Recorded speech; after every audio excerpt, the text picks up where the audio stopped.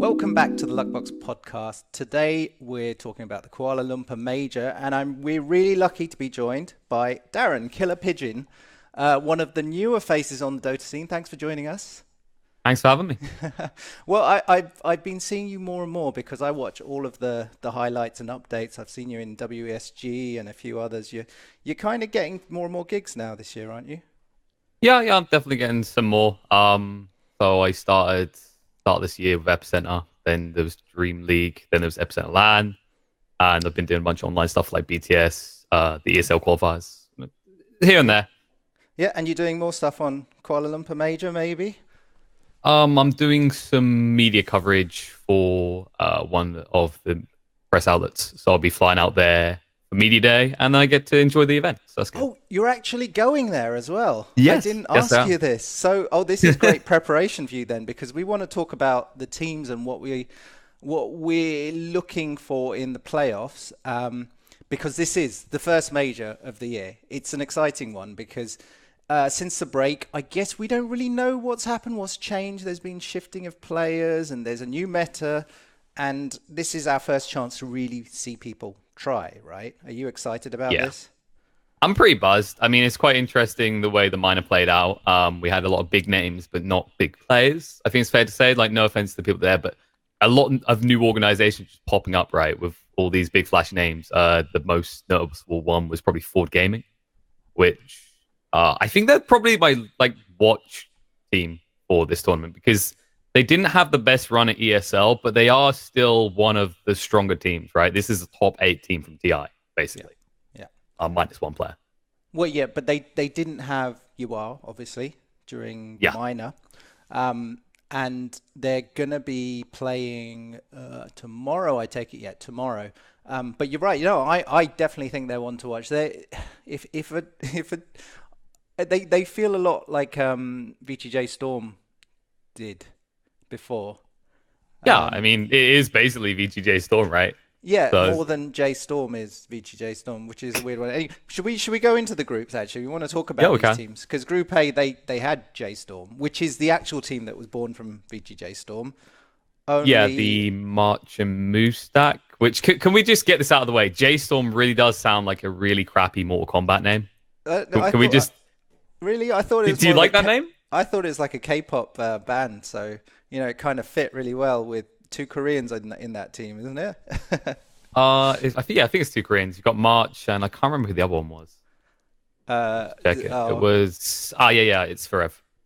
Yeah, forgive us. It's a new team. We don't know all the players. They've all been moving around. Yeah, Forever. Everyone just calls them the Moo March stack. In fairness, no offense to Brawl, Forever, or Millen. Yeah, but this is the return of March, right? March is a legend. Yep. MVP Phoenix, when they were on their form, they were pretty incredible. He's not been doing so well so far in the groups. I think it's hard to come back to competitive after a long break. Even a TI win like PPD, he like admitted, there's a transitional period. You realize you're kind of out of the game. You have to catch up. It's not impossible, but it's going to take time. Yeah, what's going to be interesting is whether they stick together long enough to discover whether they can make it. Because, in Dota, it's an infamous scene, right? Like every 2 weeks is going to be a shuffle, probably. Well, I guess we'll wait and see. This is very early on, right? And let's just recap. The group stages doesn't knock anybody out. All this is doing is deciding upper and lower bracket and seeds, I assume, in those brackets. So they will get more games. So we'll get to see them play more. But so far, they played Team Secret first game, which is not a great way to start, is it? They lost 2-0 pretty handily from the stats I've seen. And then they lost to Pain.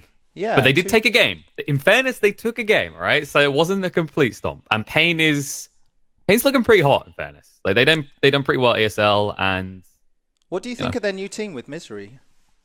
I think it kind of gave them what they needed. I think Misery's a lot more vocal and active, and that's not to take anything away from the current roster. But they're all buddies, right? It's very hard to be focused and very strict with your buddies. I've chilled. I've talked to the Pain guys, and it felt like a little family. But every once in a while, you need your drill sergeant, right? You just need someone who's just going to come in and just whip you into shape. And it's like step 1 was Misery as a coach. Step 2 is Misery as a player. Okay, so Drill Sergeant Misery coming in and upsetting the family, but getting things done. They've looked better, for sure. They've looked stable as a team. Yeah, no, I think like especially with HFN, who's changed his name to Archangel now, I think like he definitely benefits a lot more from like this very vocal, very kind of focused person who's going to be laning with him, always keeps him on kind of like prioritized. Because I think a lot of people agree HFN it's got a hell of a lot of potential. He's been in the scene for a while, hasn't really been noticed. Now people are seeing him. Doesn't get to play sweet heroes like Slark, that's not in the meta, but he's definitely a very talented individual. It's just you need that person that shapes you and molds you, right? Yeah, and I think he won MVP in the game versus J Storm.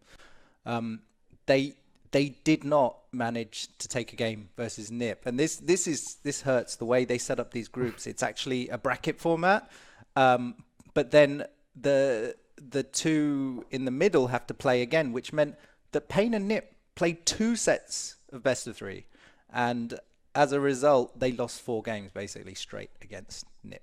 That must hurt.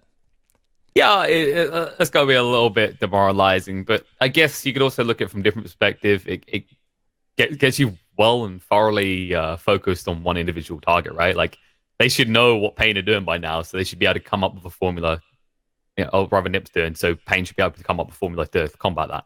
Hopefully. Because, no one likes to see Stomps. Stomps aren't fun to watch, okay? Unless they're like, there's a lot of clowniness, but there usually isn't.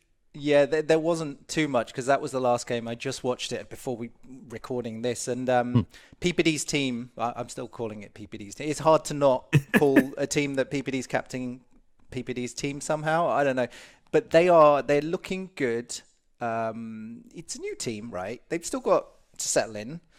Yeah, I mean they've had a little bit of time. Obviously, they have got standing. Got to keep that in mind. Mind Control. He is a TI winner, but I mean, with the WSG qualifiers, especially, we just saw 3 TI winners lose to the FT. So, being TI champion, it's not always the end of the world or the victory. Would you rather have 33 or Mind Control if you were captaining that team? I think you'd rather have 33 because while you could, like, people are going to make an argument Mind Control is better or not based on performance and the fact he's won TI, it's still a standard, right? We just had like this discussion about Ford Game of Yawar. It's like, maybe you can argue the caliber is different because you're not replacing with a TI champion, but it still hurts dynamics. Yeah, and I think maybe you need to be a little bit scared of PPD to be in that team, and Mind Control probably doesn't really care. If I saw him a few times just run over to the fountain and mess around a bit, and if he had thrown that game, that would have been an interesting discussion. They are doing well, but they did not beat Team Secret. So Secret played 2 games, 2 matches, 4 games straight. They've won. They beat J Storm and they beat Nip. None of them look difficult at all. Secret on form. They're on their own level. They're on their own level right now. Let's be totally honest here. Team Secret are dead favorites for this tournament. Like, I don't think anyone can argue that because, you got to keep in mind this is a very sophisticated team, very strong players, and they just came off the back of not only winning ESL, but their mid. Honestly, mid 1 has never looked so on fire. The guy clearly got what he needed. He got some downtime. He got refreshed. And we've seen this before. We've seen players, they take a break for a few months. They come back, or maybe not even a few months, just a few weeks. And suddenly they're just like, all right, a whole new person on a whole new level. And I think it's fair to say at this point, mid 1 is probably one of the most interesting mids to watch. And I mean, it's in his name. Come on. Yeah. But he also brings an interesting style to the mid that I think has been absent for a long time, and that's the playmaker mid. I think there's been a lot of priority for teams to have a secondary farmer in the mid for like the last year or two. So it's usually just, maybe you have, for a while we had the tempo controls like Dragon Knight, and not so much Death Prophet. It's mainly Dragon Knight got spammed every game earlier this year. People were booing in crowds. They were upset. And it was just about control and tempo, but you knew you were going to farm, right? You go back 4 years, for example, you're talking stuff like Puck on mid, which you never see. You don't see Puck full stop, but you will definitely not see him mid. It was off lane for a bit, but then it fell off. So it's like there was this shift in role where people went, why do we need a playmaker mid when we could farm more? We've already got a playmaker in the off lane. But mid 1's, whether you give him a playmaker or farmer, it's his itemization choices that really define him as a player, I think. Yeah, and is the thing is, would you when you're looking at a team like Vici Gaming, because I'm thinking back to ESL One, yeah, Paparazzi and Ori, great laners, but they still didn't. I don't know. There's something about these Chinese teams that they always get very focused, very consistent play, and they make very few mistakes. But I think you're right. Yeah, the playmaking of mid one made the difference in that series. Yeah, I think you kind of hit the nail on the head, right? Like, it's that kind of issue, I think, is a lot of Chinese teams. I mean, I don't want to generalize it, but when you watch some of those replays and you watch the way it plays, it's looking great when everything's going well. But because they've got this perfect plan in their mind, they're so efficient, they're so great at executing. If something starts to go wrong, it's maybe not like the teams we've seen anyway, like Astar, Vici. Their strongest forte is not bouncing back, right, from like an unexpected bump in the road. Whereas you look at teams like Secret, it used to be Liquid, especially, were amazing at this. Is they can make all these mistakes in the early mid game, but their late game execution is almost flawless. And they kind of thrive in that chaos as well, don't they? Yeah.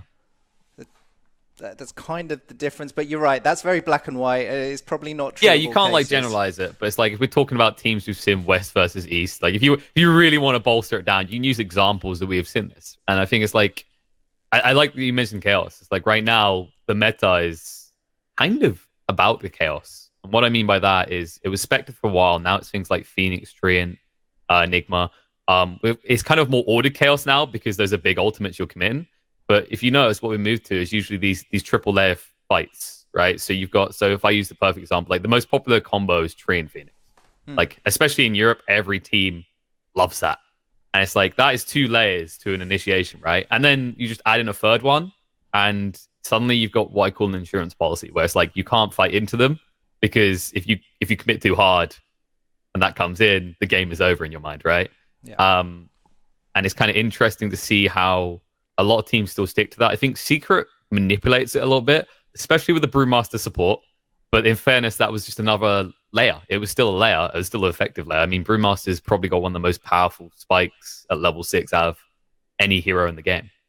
Yeah, but again, it comes back to laning, right? Brew's probably not going to be as good in lane as a traditional support, right? So sort of. I think you got to keep in mind right now, brawling supports are really strong, right? Like Ogre Magi is probably like top tier number 1 pick, and the whole idea of that hero is I just run at people, hit them, right. Run, and it's hit, so run, hard hit. to kill. Yeah, it's like Brewmaster, pretty tanky, does give a miss chance which slows them. If you get some time with the clap, if you get the random crit, it can work. I think it's selective to the team and the players though, just like anything. You know, I remember earlier this year we had Secret run Terrorblade support at Dream League, and people were like, "What?" And I remember like a bunch of my friends were asking, like pro friends, like, can you do Terrorblade support? And like, theoretically, yes. But that's the big part. It's like super situational. You know, it's like when I run into a pub game and I run Ursa support, I maybe can pull it off a decent amount of time, but it's like, it's maybe because that's my style of support. Most people would not want to do Ursa support anyway. It's terrible because the moment you fall behind, you don't have a recovery, right? Yeah. But, you know, it's that same kind of notion. It depends on the team. You know, you do still see, despite like the meta being quite solidified right now, waiting on that patch, by the way, Gabe, we do kind of, to an extent, get these flavor picks, shall we say. You know, like if you've got if Storm Spirit in your mind, you go straight EG, don't you? You know, a straight your first thoughts. You may give him Storm Spirit, who'll still make it work. It's maybe 2 or 3 other players that do that, but the rest don't want to touch it right now. Yeah, well, I mean, speaking of the Chinese teams and EG, yeah, that's Group B, really. Yeah. It's EG, Vici Gaming, Team Asta, and TNC Predator. And I without being too, I don't know, dismissing TNC Predator too much, I don't think they're the highlights of this group, unfortunately. It was a case. We've already seen the games played out, but it was a case of, look, can EG take on these Chinese teams? And it looked like they could in the end. They landslide. Well, okay, so their first game versus Asta, they kind of messed up. I think it was the very first game, but then came back with a landslide. Yeah, it's just like it was kind of like a warm-up game. And it's like, all right, we're good to go. I've gotten used to these keyboards, these mouses. I guess I forgot my own at home or something. Yeah. But no, they're looking good. EG is definitely, people quite fairly said they are the strongest team in NA right now. Yeah. And I do think Ford Gaming can compete with that. Like, I think Ford Gaming is the big one in my mind to compete because, like you said, with ESL, Yawar was a stand-in. Did have a stand-in rubber in his place. So you didn't have your own Sumail. Yeah. I mean, in more than just role, right? They're brothers, so. Yeah. Well, I mean, they didn't have Sumail, obviously, and coming back, he's got a lot to prove. This is the thing. I think the two teams, EG and Forward, are going to have a lot to prove by their mid laners, by their playmakers, right? Mm-hmm. And so like far, different teams, I was going to say, have different people, right? Like NIP, it's interesting how well they're doing right now, because I think the other thing to go back and highlight on that quickly is 33 has always been the key to that team. Like, it was when he was an Optic, and I don't think Peter's stopped prioritizing 33. There's clear. But to not have him and still be doing this well. But then, enough about, we've talked too much about Group A. You're right, we're on Group B, because I think you hit on something fair, which is TNC Predators. I think I was checking some stats that were checked. It was something like they had almost a 30k net worth lead and 2 racks in multiple games. It wasn't just the final decisive game against Asta. This was a recurring story for TNC. That's got to hurt. They were the. I was just seeing how they qualified. They were second place in the C region. Yeah, and it's just not going well, and they've got such great names on their team, but they're just outclassed. This is the problem, right? Team Asta, Vici Gaming, the two Chinese teams are both fantastic. We saw them in ESL One Hamburg. It's going to be tough to take a game off those guys. But EG, like we say, won both games. I mean, what do you think of? I think Vici and Asta are still playing right now. So I believe so. Is it? I can't remember. Has anyone scored yet, or is it 1-1? So Asta. Okay, Asta's up 1. Yeah. So that's an interesting one, because Asta's been the big surprise, right? Like, no one really saw these guys coming at the start of the season, and then suddenly their rate of improvement's been insane. So, did they have a recent roster change? I think they did. Did they switch them mid? Isn't it a brand new? Oh, recent roster change. Oh, yeah. No, they had D-Stones and they replaced him with Love You, Love Me. Yeah, right, so he's on loan because, in the world of China, there is a full contract thing going on amongst teams, because he's originally from For the Dream. Yeah, they did change him. That was straight after ESL. Yeah, it was start of this month. Actually, it was 7 days ago. Well, but this is the thing. They had a lot of promise at the beginning of ESL, and then just failed, sort of faded away towards the end, unfortunately.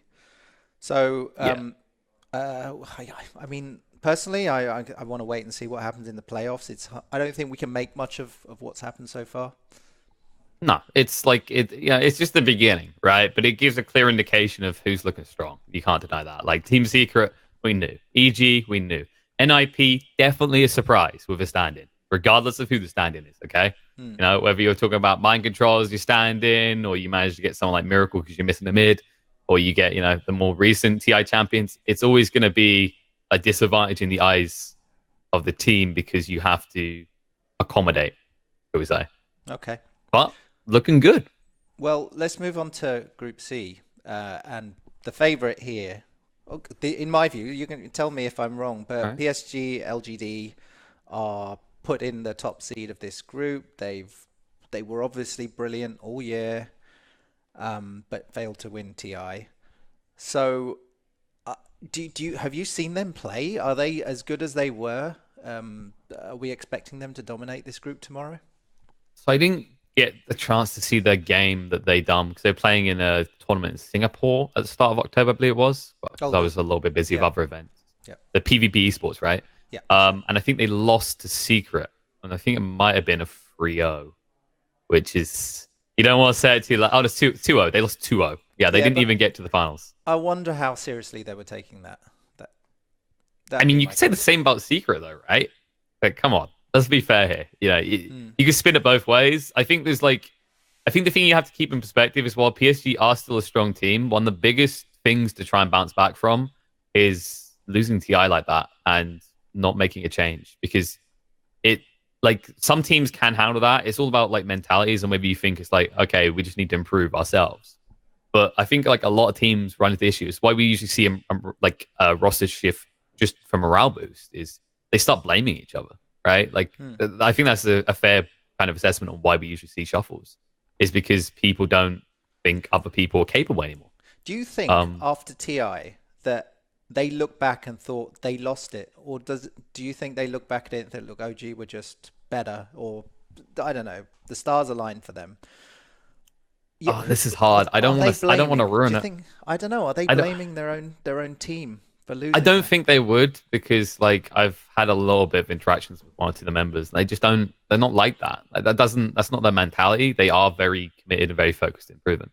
But I think there will be like, okay, I'm gonna ruin the magic of DIA people. Okay, because like I as play-by-play have to hype, and I don't have to. I hype because I enjoy matches, right? And I enjoy good skills.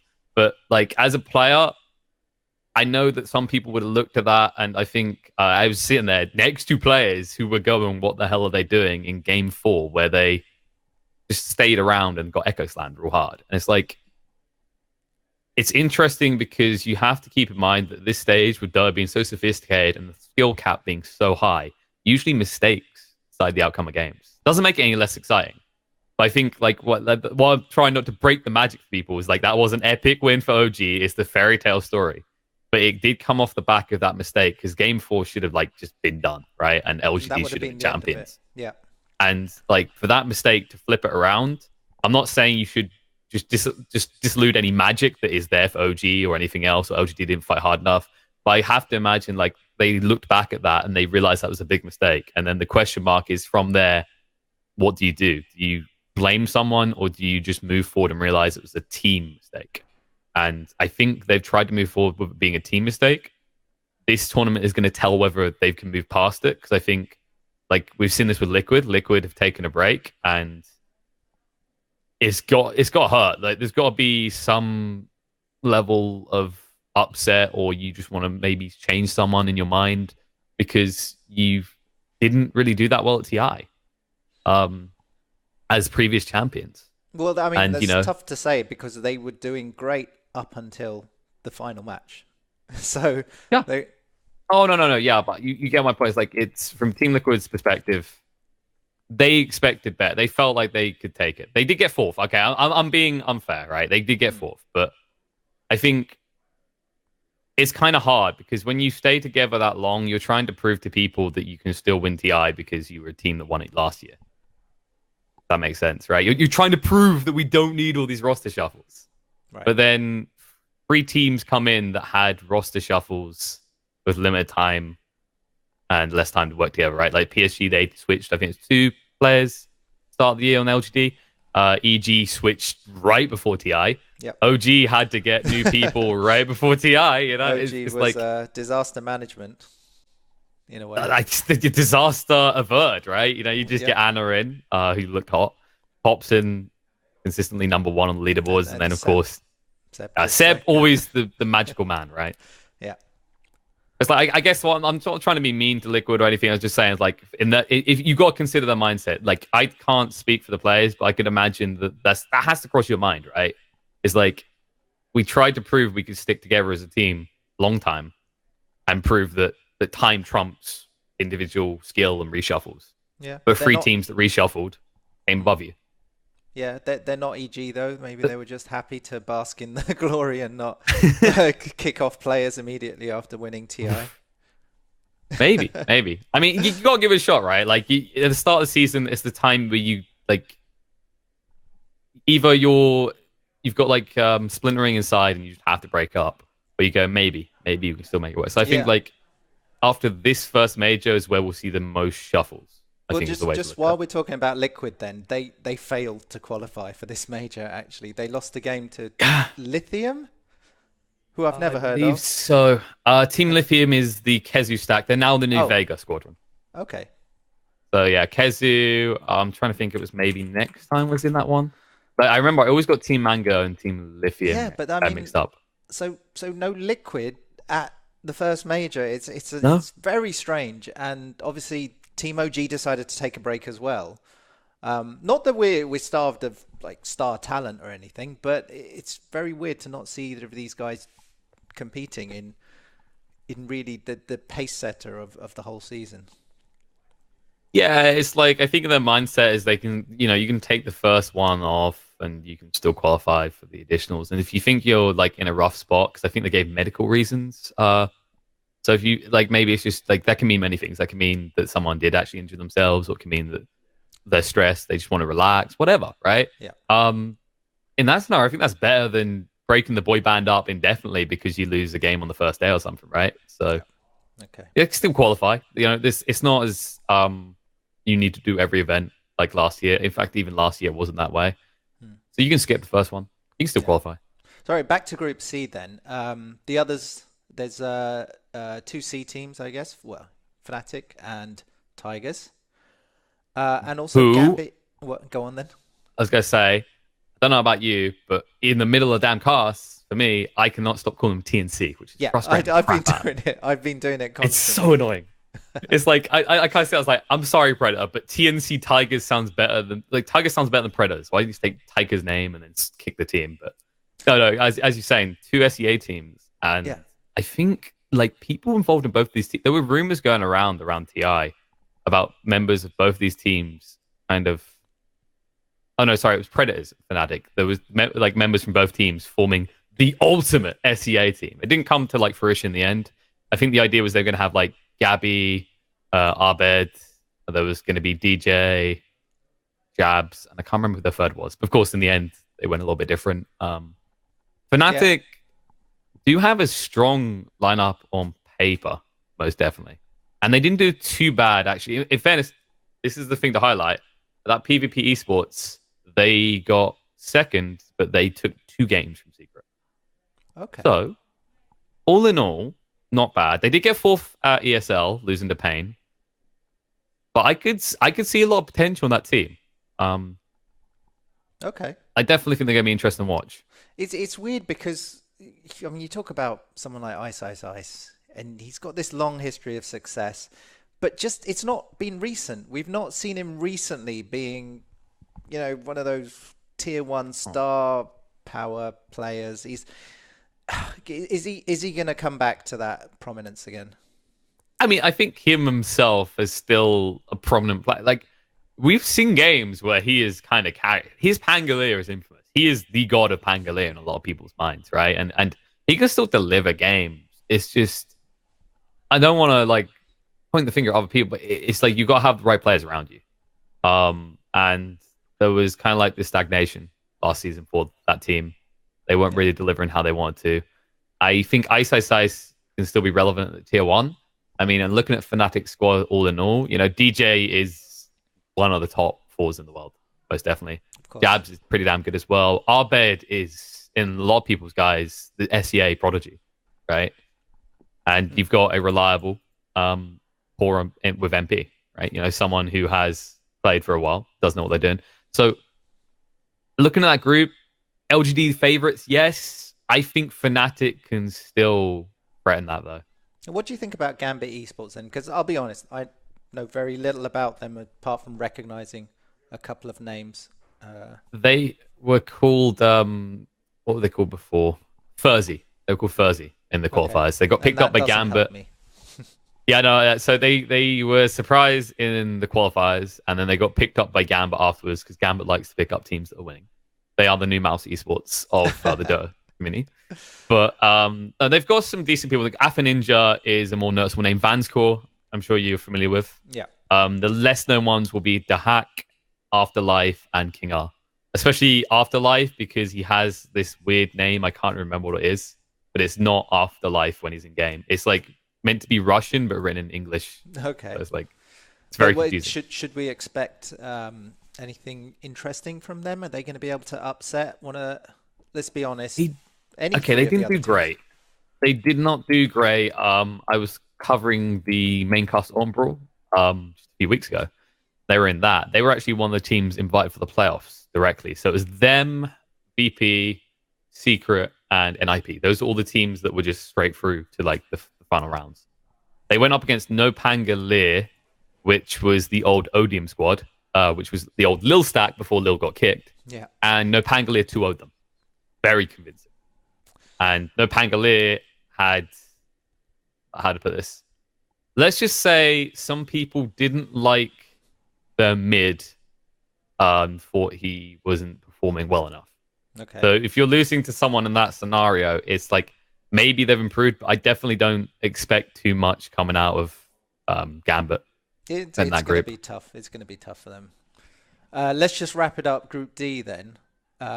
We've got Virtus Pro, Forward Gaming, the two favorites probably in that group, and then Paynex and Alliance. Feeling like they're filling in the numbers.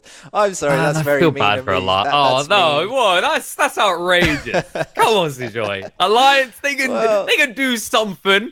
They can get to say they are back once at least. You know, they can rat. All right, you know, hitting buildings is how you win a game. But let's look. But you know, I see Alliance, and it's Loader in the back. I'm looking at coaching. You know, and Paynex are like the second version of Pain. Sorry, I am being mean. Not even that, really. Not even that. Okay, so Pain it does kind of to some extent feel like this quickly rushed formation of a bunch of guys. Right, like Ritsu, I think was he the war? I can't remember if he was in war before. I'm trying to remember who he was on. I think it might have been Wind and Rain. Yeah, he was. And then they like splintered, and obviously we saw people go different ways. For example, one of them did go with that J-Storm stack, and they basically just the boy band split and went in all different directions. And I think the one that's doing best from that is I believe Saxa was on that team, and he's actually looking really, really good for NIP. Yeah. Everyone else has kind of like not had this giant burst after the hype that was Wind and Rain in the TI qualifiers. And then you got what's the rest of your team? CCNC, who could, you know, like in fairness, he found a team. I think the roughest news I found was from Optic disbandment was that PyCat still doesn't have a team. So I feel bad for that guy. I've just realised. I've realised he's... Yeah, you wouldn't think it though, right? In the back of your mind, like, of course he's got a team. Oh, no, he does not. That's actually kind of sad. But other than that, you got like, 4DR and La Posa, which are like names inside SA, but not really known outside. And then finally, there's Flea, who...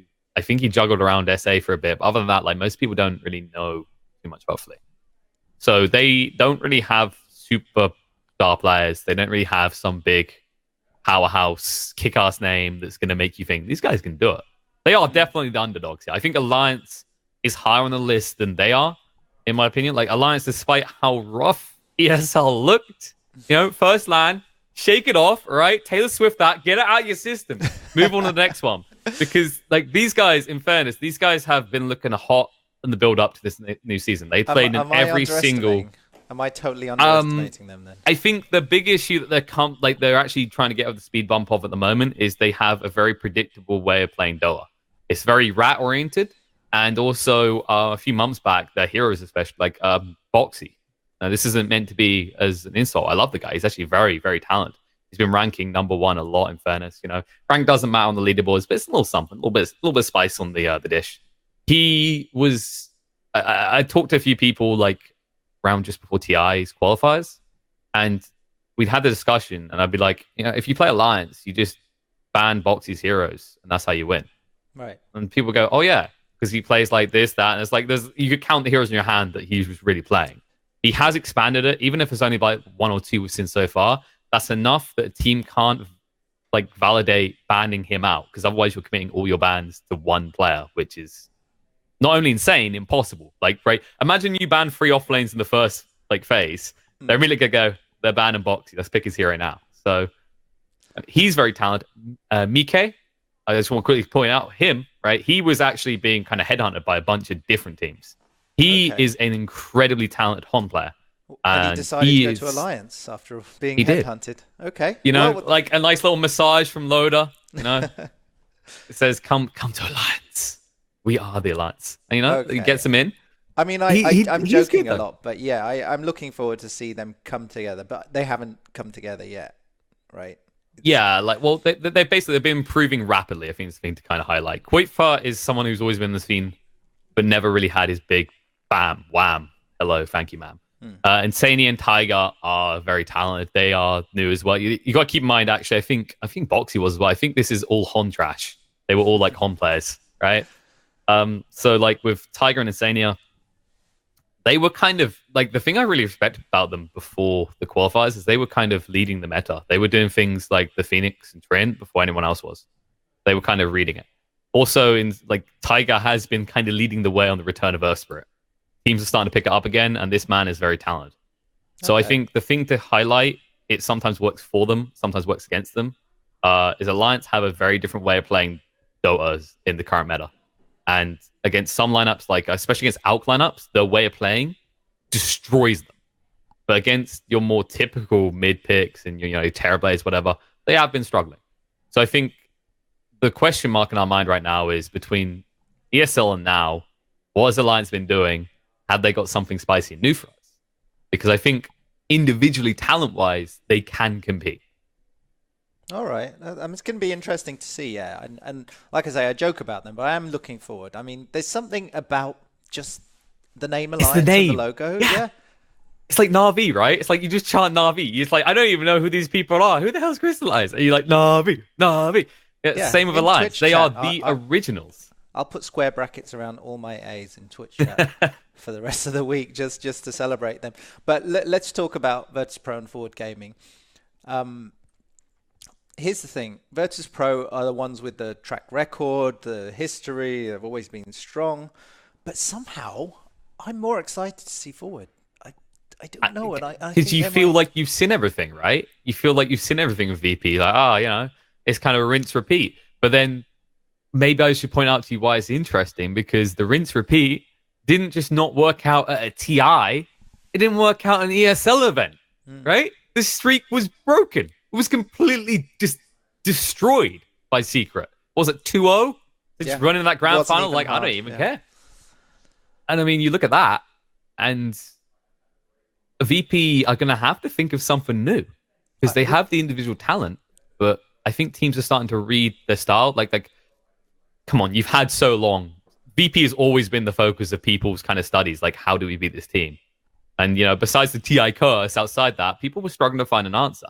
But it's like, you have to match their aggression, I think, is the problem. And a lot of teams were afraid to do that. They try and create insurance policies, right? You pick something late game, like a Spectre or a Medusa, and then forget the VP's never going to let you get there. You have to match their aggression.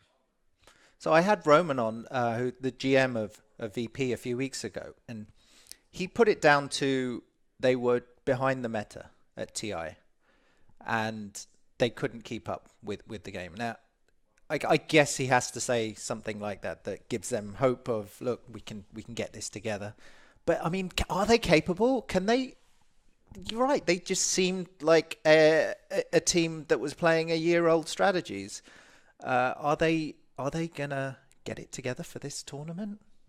I think there's the potential. Like, I think step one, we've been seeing a lot recently, is no one Invoker.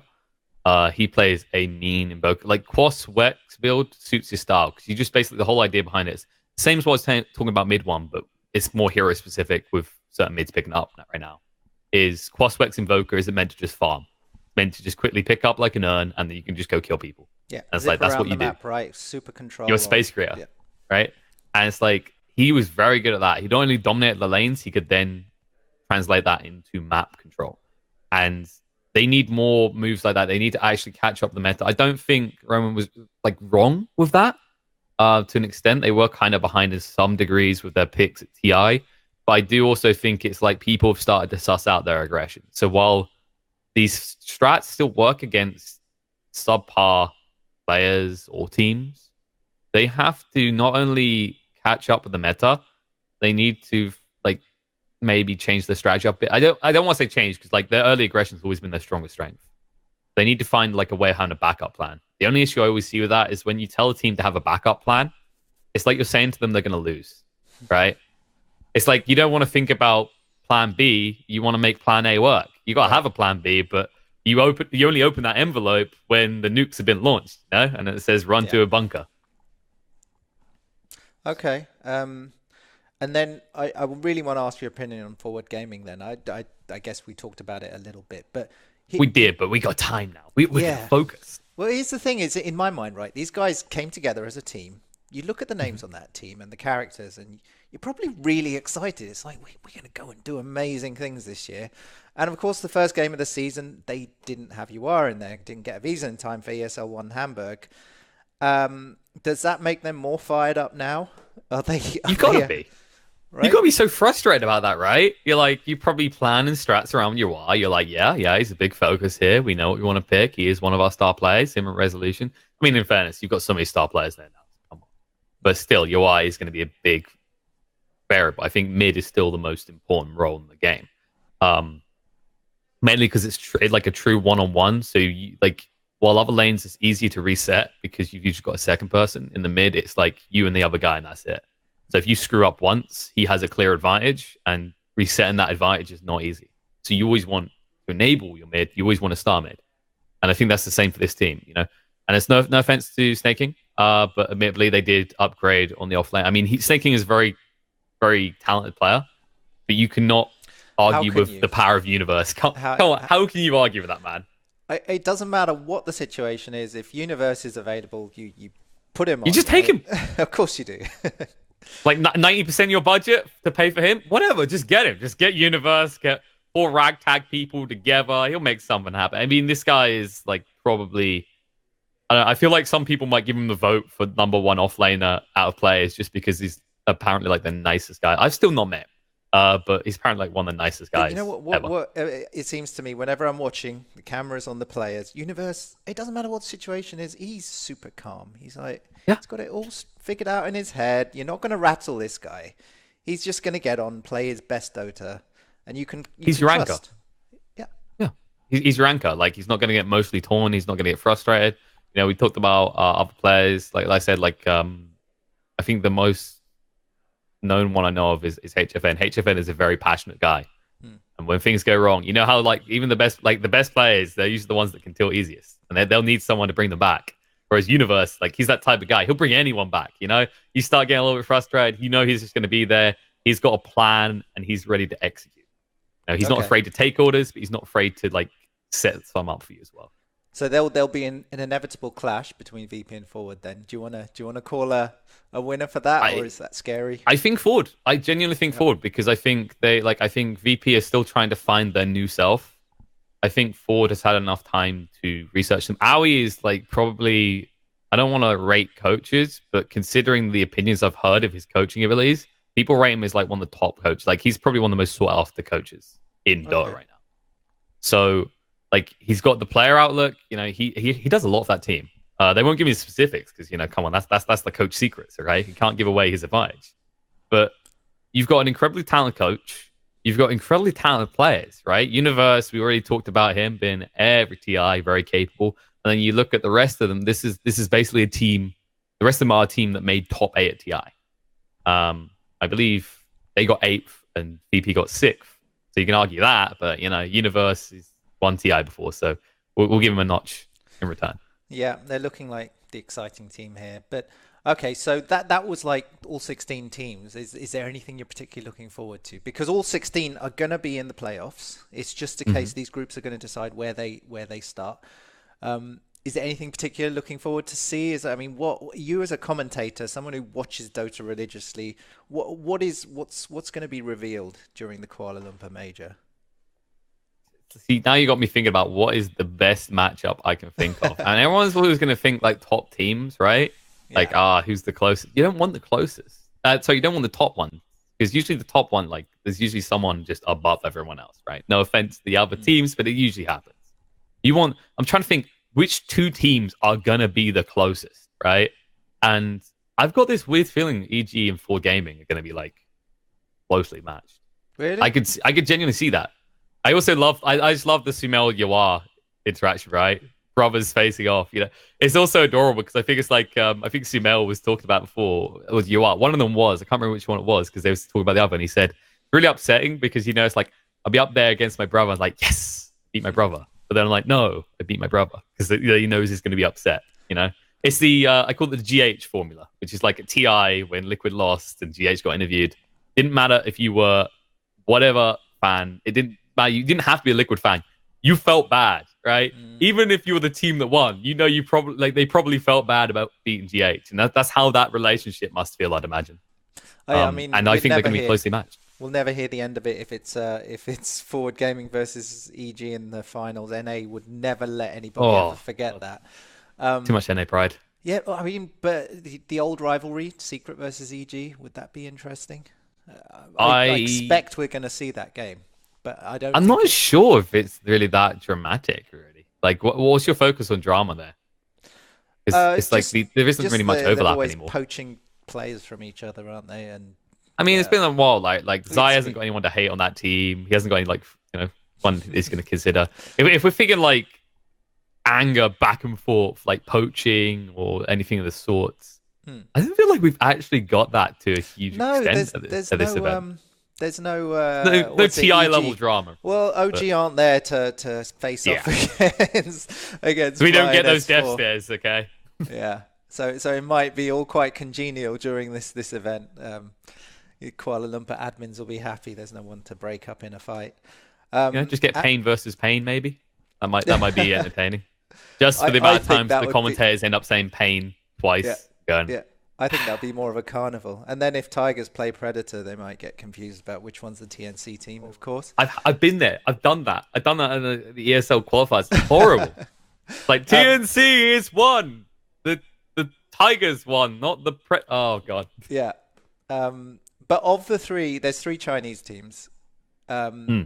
You want to know who's going to be king of China? Who's going to be the king of China? Yeah, it's China's year. It's Shanghai Major. It's going to be TI9 will be in Shanghai in August. Is it China's year? I think China's year was this year. So theoretically, it's not meant to be China's year. No, they skipped the first got broken. They decided skipped not to take this year, so they let OG win. So next year's China. 2019 is China's year. So yeah, who's your pick of the Chinese crop here? I mean, I think Asta is the far outside runner. I think what you said about ESL qualifiers highlights it perfectly. They came in, they surprised everyone, then everyone watched them. I don't think it was like disrespect, but it's like when you are going to an event, it's hard to like study every team. So there's going to be priorities that get more time committed to them. And Asta in a lot of people's minds is just this team out of nowhere. What they're going to do, whatever, we'll just outplay them. Yeah, but they've got Burning, they've got RO2K on the back. Yeah, no, I agree. Coaching and managing the team. But like the difference is what we saw between the group stage and the playoffs for Asta. It's like they've still got a level to upgrade, right? Like they are a formidable team. They need to actually get in sync. They need to have like this level of read that you're going to see from Puppy plus Yaps, right? Plus mid one. You can bring these other players, but those three together, they always had this deep synchronicity. And I think that's the next level for them. Asta could reach that level, but I'm not sure they're going to reach at this tournament. So I think Vici and LGD are a better shout. Vici looks strong, all right? I mean, they got to the grand finals at ESL. You can't deny they've got power behind them. But LGD weren't there. Yeah, Vici didn't look like they were going to beat Secret. I kind of feel like LGD But we're talking about Kings of China here, right? Yeah. So it's like Secret's a whole other ballpark, right? I'm sorry, Secret, in my opinion, everything we've seen so far, they are playing Dota on a higher level than the competition. That might change as the tournament goes on and people read them, but right now they're the kings. So LGD versus Vici, I think LGD are rearing to go. Vici got to be hurting a little bit after they lost ESL. I think I'm going to give LGD an edge because I'd say they've proven themselves before stronger players. It's just a matter of whether I'm going to say like the one to watch in that game, either side, is going to be Yang for Vici. Because Yang was playing like a freaking god at ESL. He was actually delivering games to his team on multiple occasions. So you watch that man, and if he somehow pulls a rabbit out of the hat, then LGD maybe are screwed. Otherwise, I think LGD are the kings. Okay, might come down to some individual brilliance.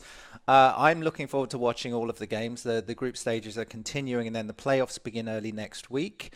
Thank you for joining us and running that down. Hopefully we can see more of you if you feel like coming back and talking Dota in the future. No, thank you for having me. I'd love to. It's always good fun. I'm always about talking some Dota. It's like people ask me, it's like, your rates for like events, all this other stuff. I'm like, I just want to cast some Dota. I just want to talk about Dota.